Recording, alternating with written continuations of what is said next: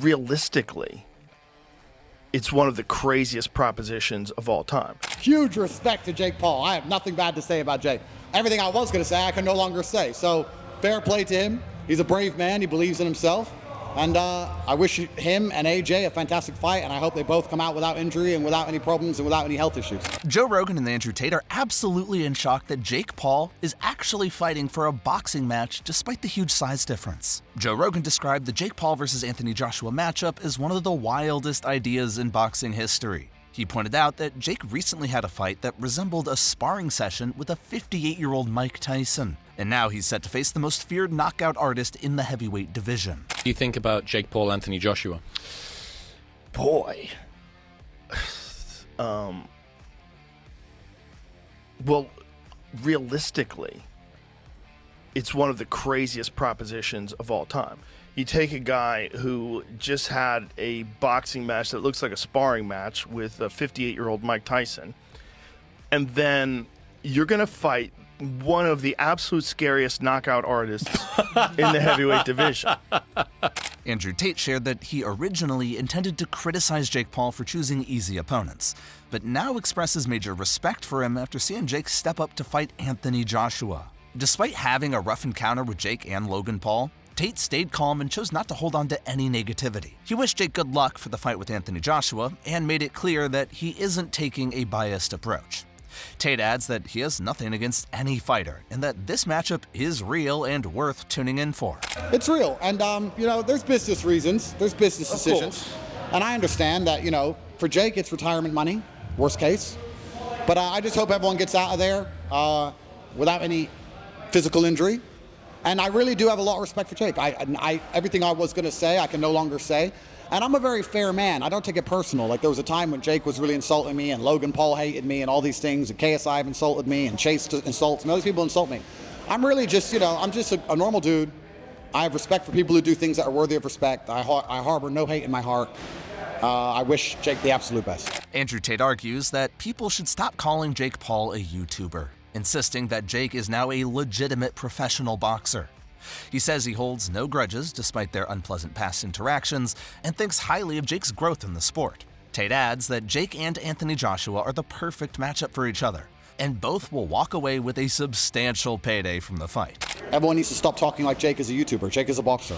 Jake has more money than 99% of professional boxers on the planet.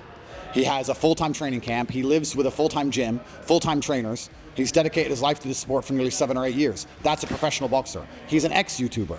And this whole narrative, I'm just a YouTuber, is a really good sales tactic, because Jake is a boxer, and he is at heavyweight, so it's a heavyweight boxer against a heavyweight boxer.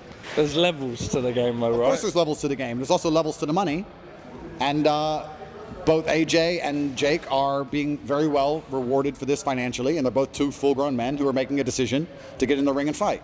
And at the end of the day, boxing is boxing. And if they're sanctioned, they're sanctioned.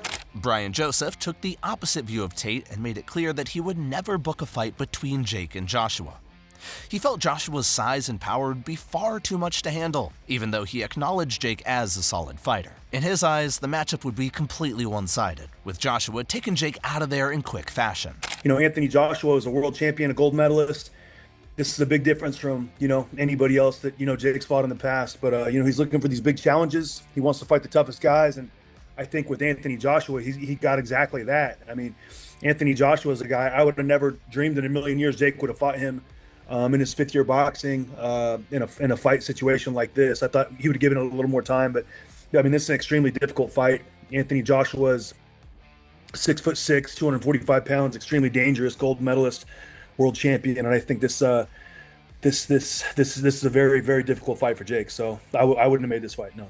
He mentioned that he might be the only one looking at the fight this way, since he wasn't fully aware of how intensely Jake was preparing for Joshua.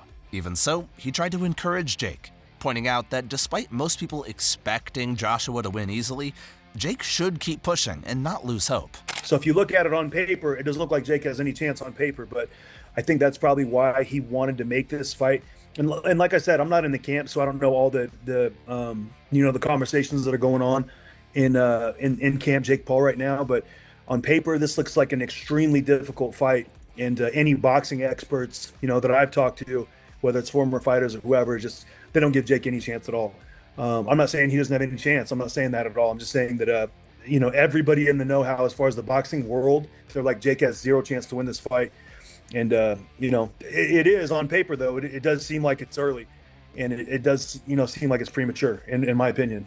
Eddie Hearn also pointed out that Joshua always locks in on whoever he's facing, and Jake is no exception. Even if Jake doesn't pose a major threat, Joshua is still training seriously to dominate him. Hearn noted that Joshua has collected plenty of wins in the past, and he expects another one to come soon at Jake's expense.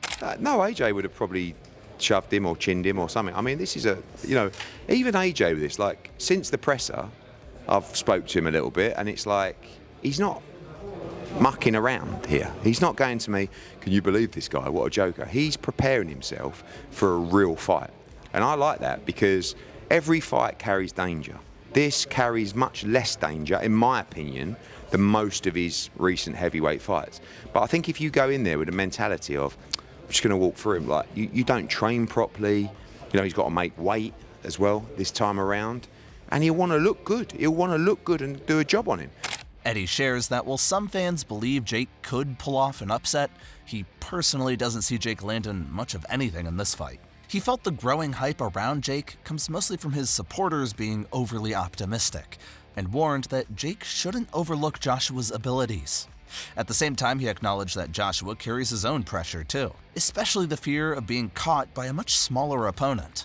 Because a lot of people are talking about the kind of the weight of boxing is on his shoulders. So he's taking this very seriously, and that's a problem for Mr. Paul.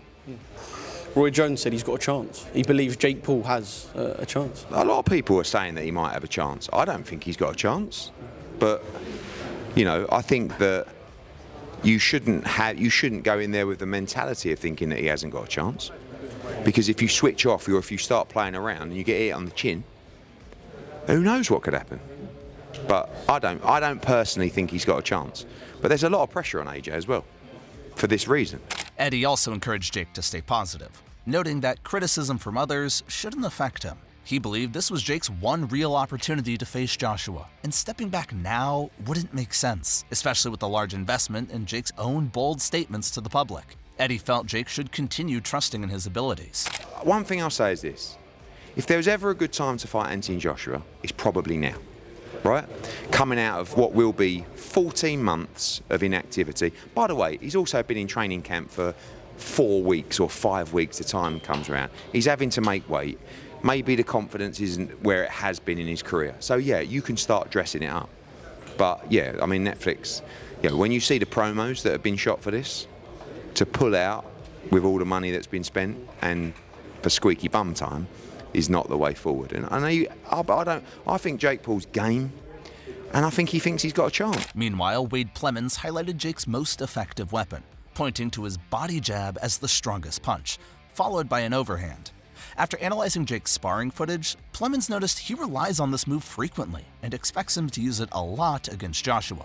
He added that this punch might be Jake's only real chance to win, as otherwise his chances in the fight look slim. I do think if AJ is somehow to put Jake back on the back foot into a corner like this, that the overhand is coming out. The jab to the body overhand will be a weapon that Jake looks to a lot in this fight. He may spam it the entire fight because it's his best weapon, and it's one that potentially can change the fight if it's thrown up, at the right time and AJ doesn't see it. Jake could hurt him with that, but that's really all I see Jake being able to do. And that's not a dismissal of Jake's skills, whatever. It's just he hasn't experienced levels in this game, at least not under the bright lights. But you also see this clip. I think he just knocked him down or something. So you see Cassius limping. Jake did say he twisted his knee up or something. I'm not sure what actually happened here.